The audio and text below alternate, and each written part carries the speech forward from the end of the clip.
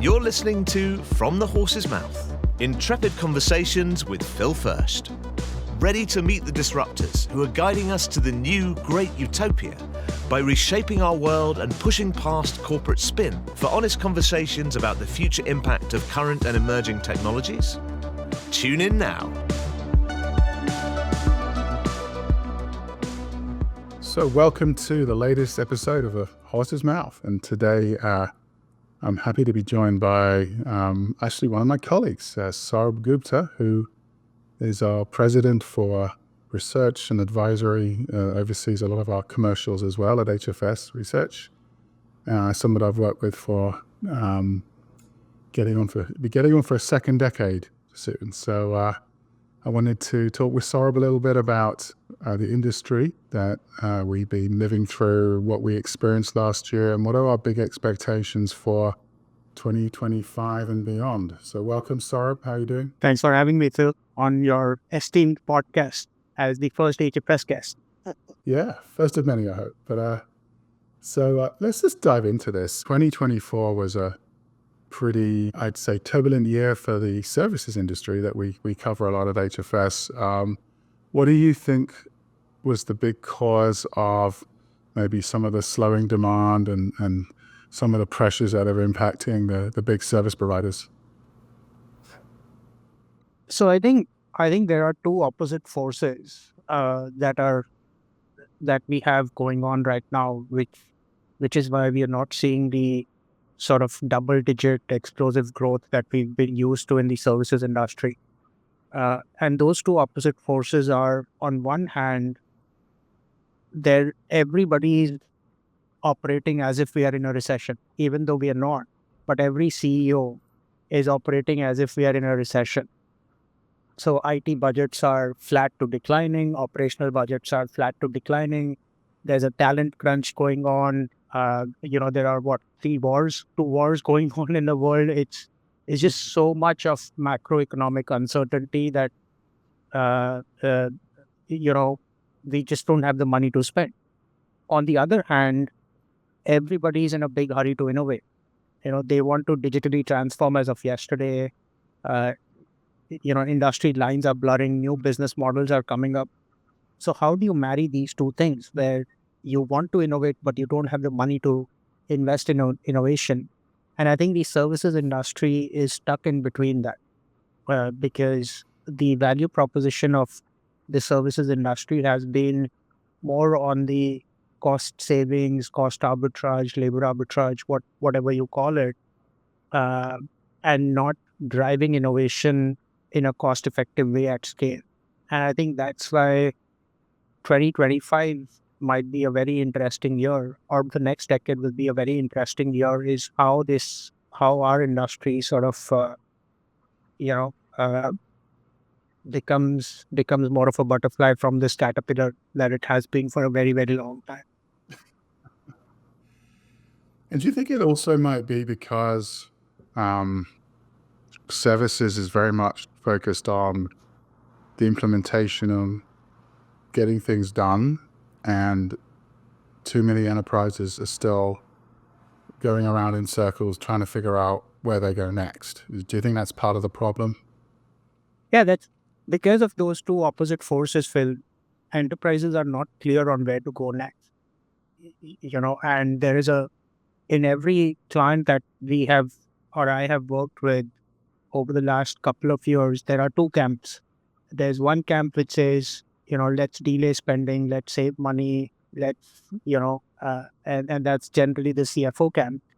And then there is the R&D or the research or the innovation camp which says, hey, we need to transform as of yesterday. We need a new business model. We need to invest in X, Y, and Z.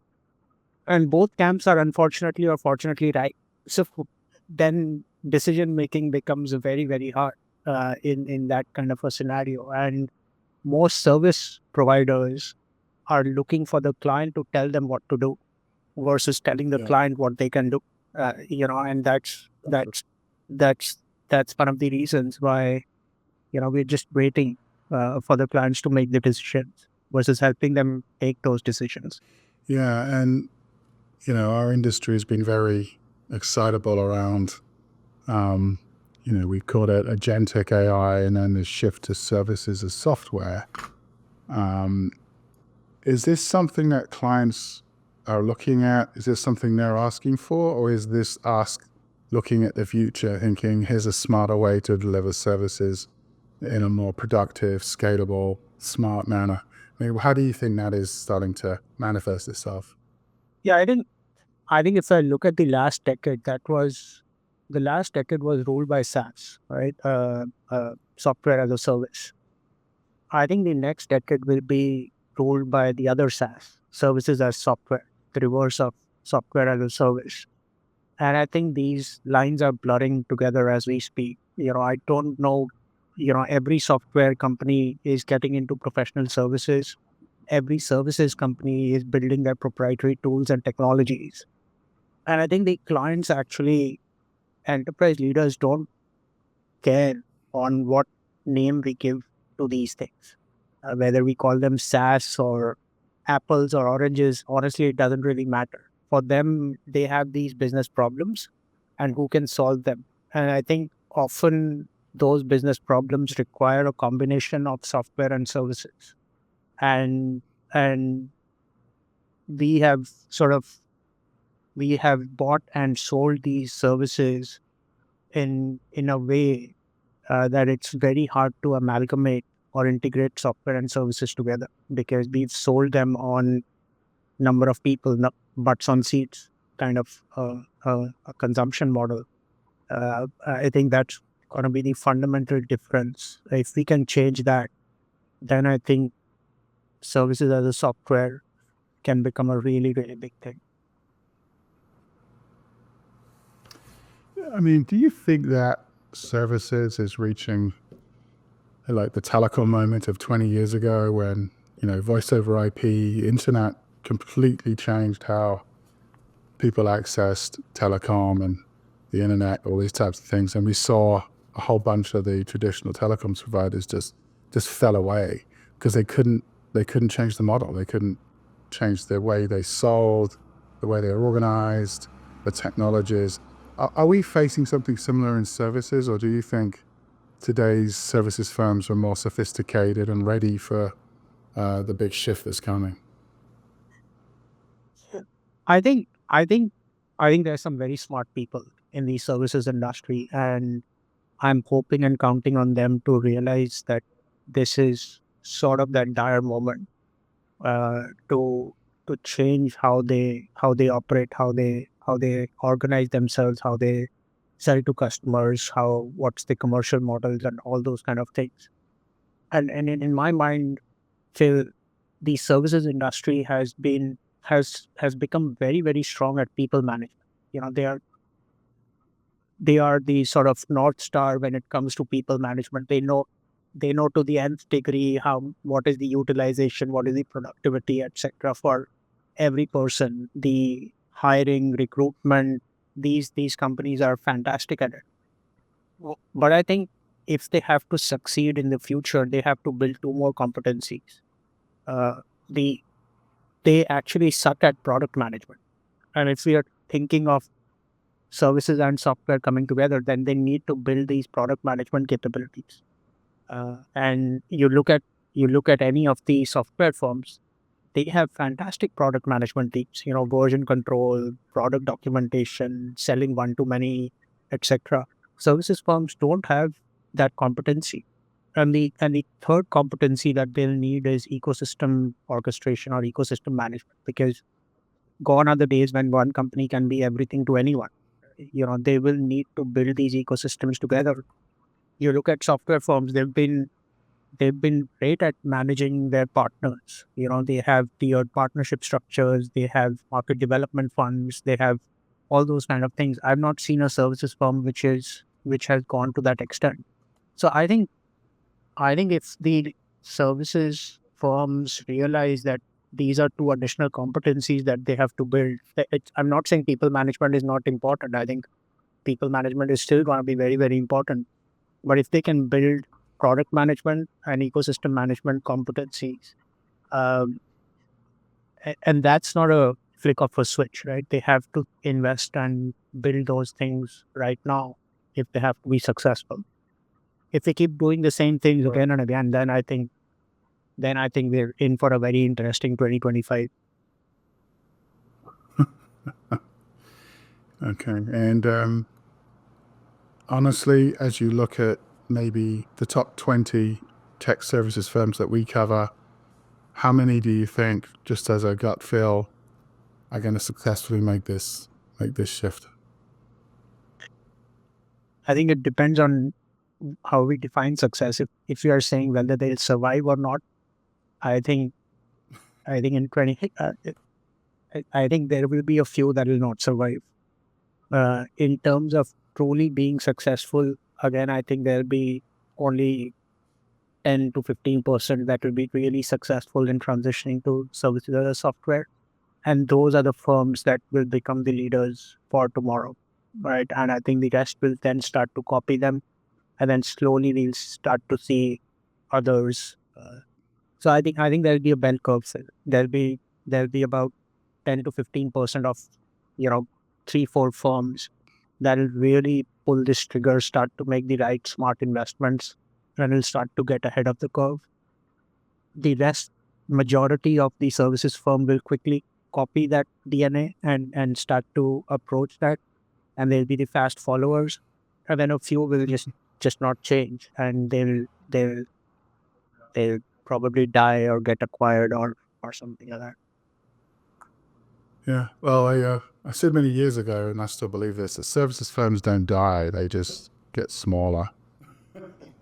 And if you're providing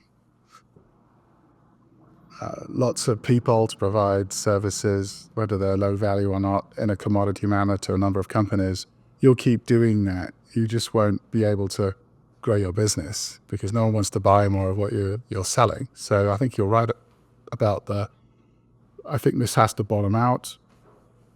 The ones who are smart will look at what do we need to do to actually grow our businesses again.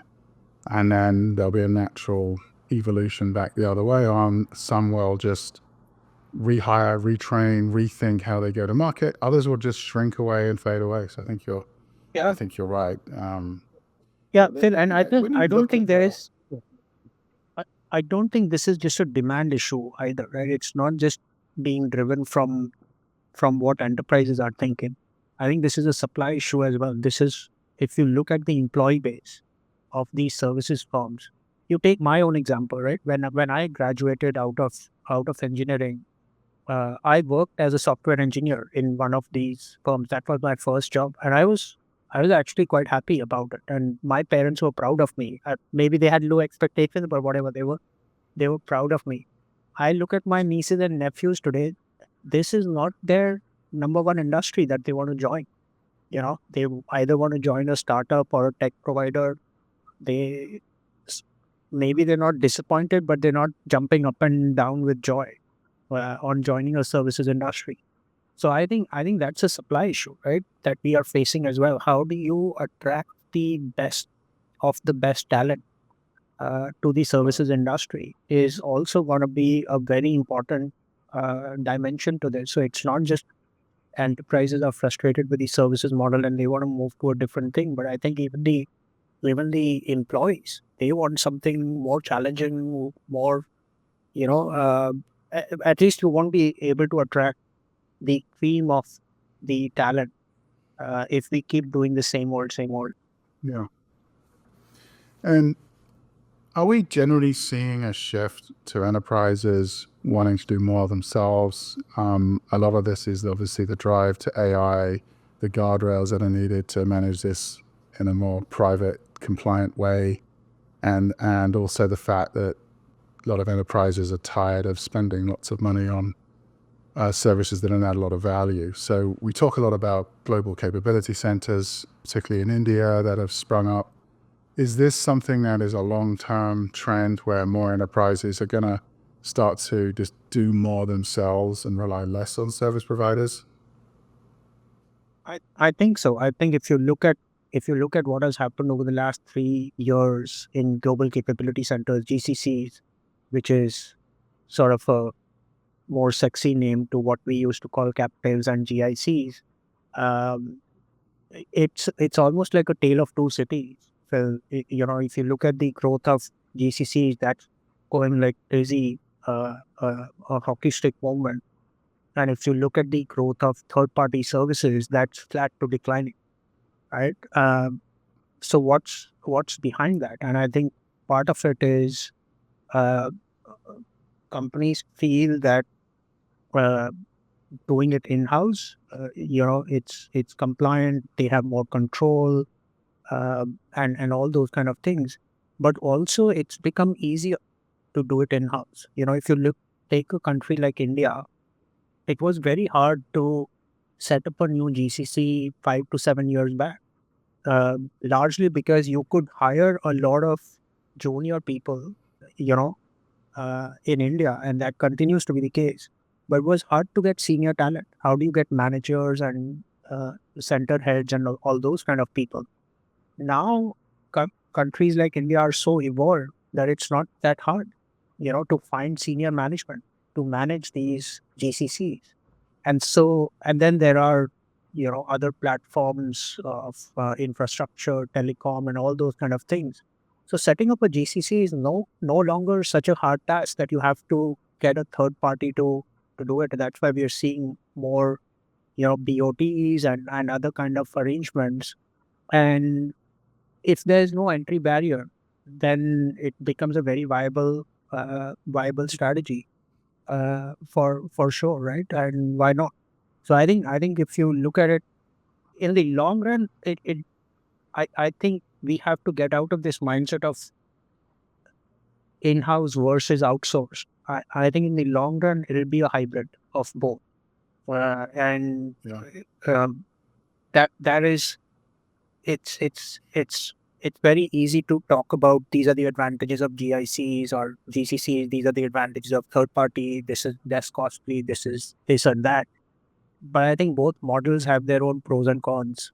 And I think the mature enterprises will realize that it's going to be a hybrid of both models.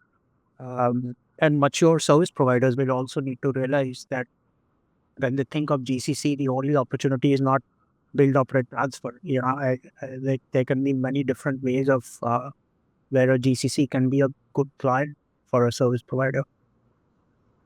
Yeah. And maybe what we're seeing here answers the first conversation we had around this future of services is if enterprises are just getting more sophisticated at how they're managing global resources and they're doing a lot more of the general day-to-day stuff themselves, it's forcing the service providers to deliver higher value capability. And it's forcing them to deliver the services that the GCCs are struggling with. So maybe we're just seeing a natural reshaping of how enterprises work with third parties, and it's just happening already, and it's just starting to manifest itself in that way. I completely agree. I think all this there is a blurring of lines that's happening between software and services, between consulting and outsourcing, between ITO and BPO. All of these things are coming together at the same time. Because you look at any big consulting firm, all of them are building managed services. You look at any BPO or ITO firm, they're all investing in building consulting capabilities.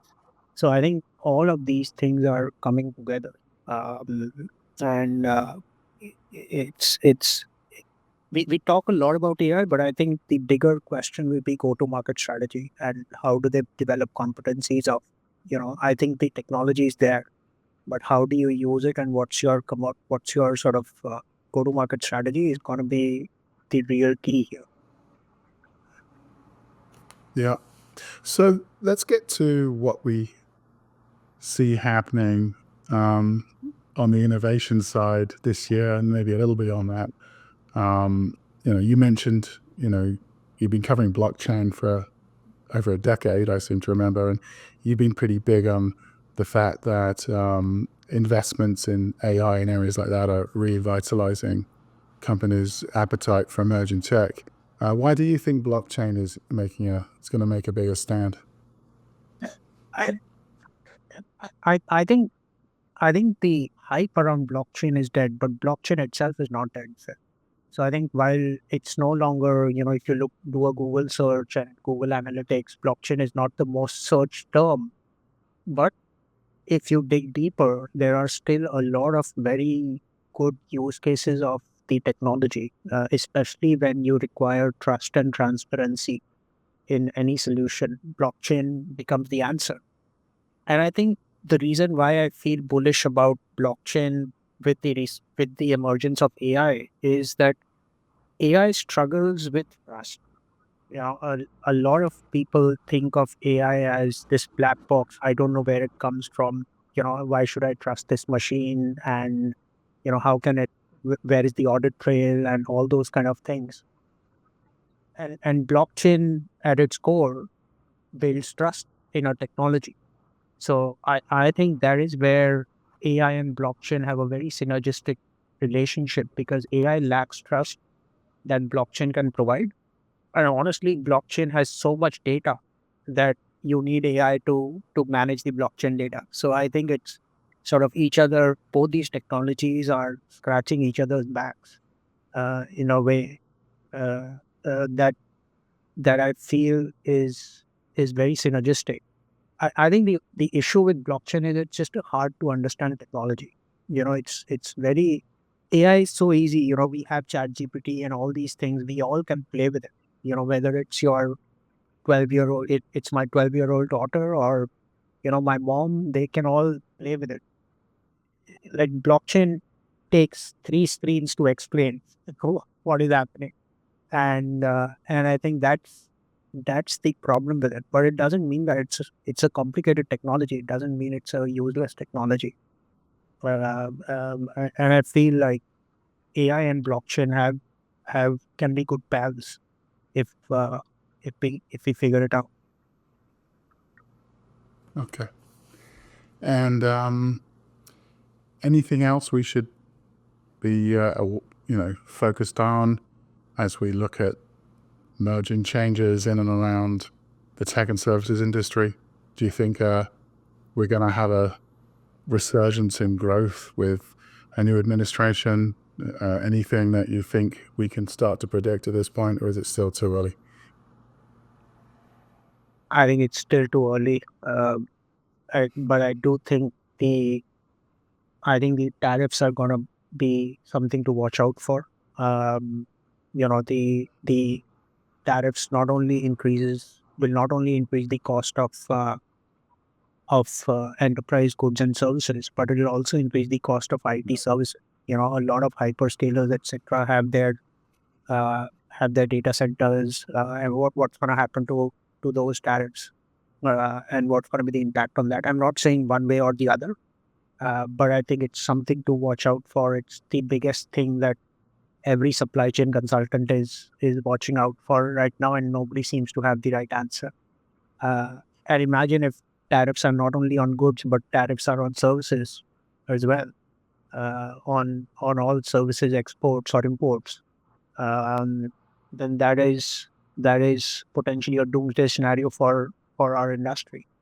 Um, but I think on the positive side, I think blockchains might see a resurgence in the new administration. I think there will be some good movement about more liberalization and less regulations, which will be helpful for development of AI. So I think the jury is still out there. Phil. I'm sort of closely watching this tariff situation, to be honest, Right. and see where that lands. Maybe it was just a political rhetoric, and it won't be as big, or maybe it is. I don't know. We'll have to see. Wall Street likes inertia. It's Wall Street's happier when nothing gets done. So we'll have to wait and see. I've never known a more unpredictable time where we could either have a huge resurgence in investments in technology and AI, I'm also looking at some of the political change happening in Europe, where France and Germany are lurching to the right, and Elon Musk is now meddling in the British politics, and there's all sorts of stuff going on. It's hard to predict how this impacts our world, but ultimately, I think technology is deep at the core of everything we do, and I can't see that going away. I can't see that shrinking. I can only see that increasing in attention and focus. So, Yeah, I'm telling you, it's a great time to be an analyst right now. Yeah, as long as we don't have to keep writing about AI all the time.